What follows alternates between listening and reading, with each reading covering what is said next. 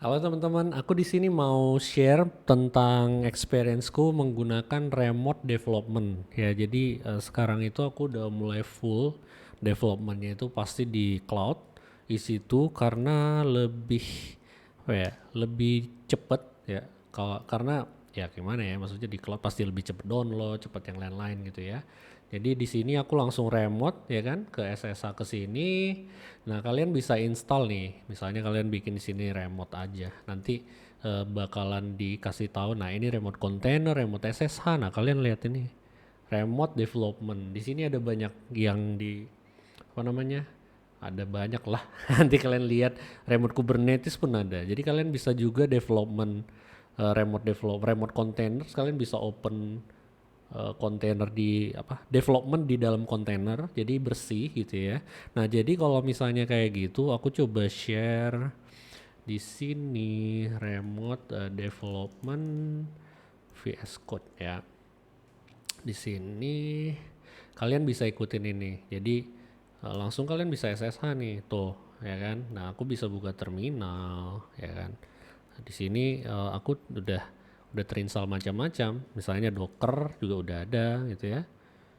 Dan di sini aku ada bikin beberapa setup lah ya. Jadi supaya aku begitu masuk ke development yang biasa aku langsung bisa masuk gitu ya.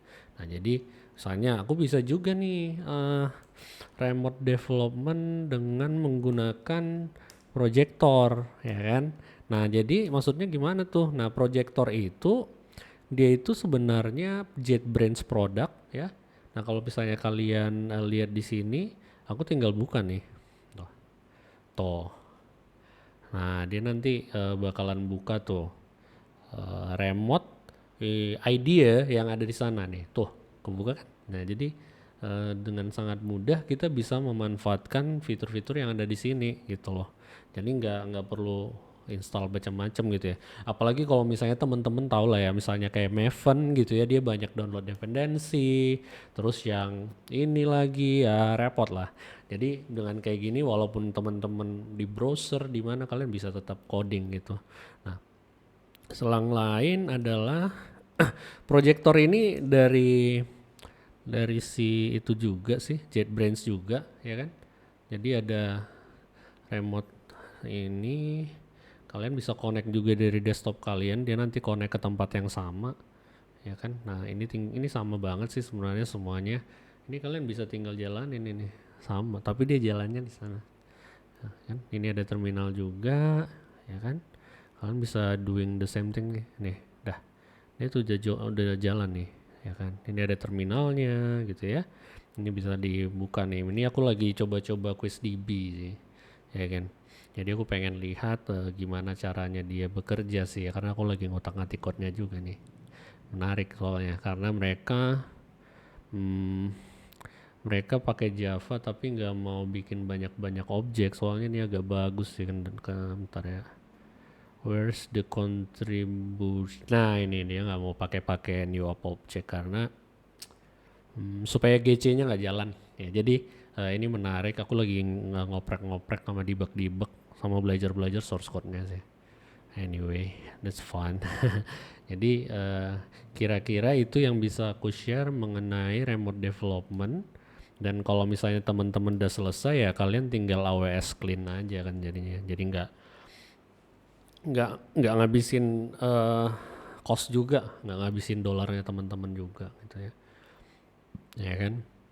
Sini teman-teman bisa juga install apalagi install misalnya ini aku juga bisa install Java dan macam-macam di sini kan. Aku bisa coba-coba tanpa merusak environment lokalku, dan juga Docker juga. Misalnya teman-teman mau install apa? Docker install Nginx misalnya. Sorry, Docker run Nginx ya. Sudo. Docker run. I hate sudo.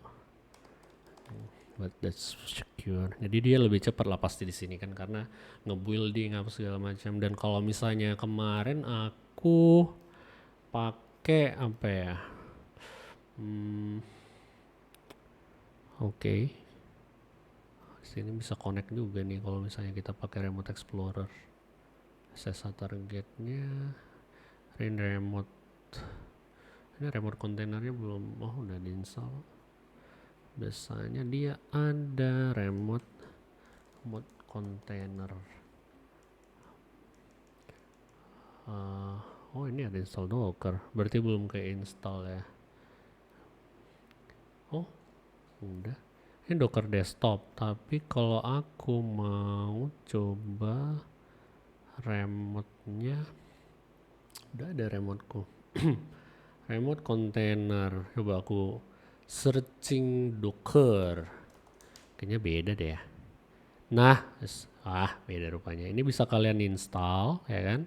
Nanti kalian bisa browsing sesuai dengan yang ini. Tapi kalian installnya di remote. Keren kan? Jadi keren banget sih. Jadi aku sudah tidak menggunakan yang lokal karena biasanya dia panas. Nah, jadi kalau misalnya GitHub juga gitu ya. Misalnya kalian mau buka, aku coba QuestDB aja deh. Nih ya, misalnya aku coba buka, aku tekan titik ya di sini tek, nanti dia open GitHub App Editor dan kalian bisa connect ke code space ya.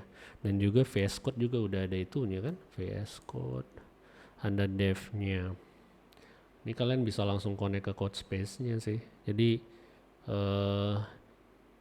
even gak punya laptop yang mumpuni, kalian bisa pakai ini remote gitu loh. Jadi nggak apa ya, nggak terbatas lah ya, karena kan kita semua mungkin nggak punya tools yang apa ya, mumpuni juga, tapi nggak jadi penghambat buat kita untuk berkreasi dan belajar gitu ya.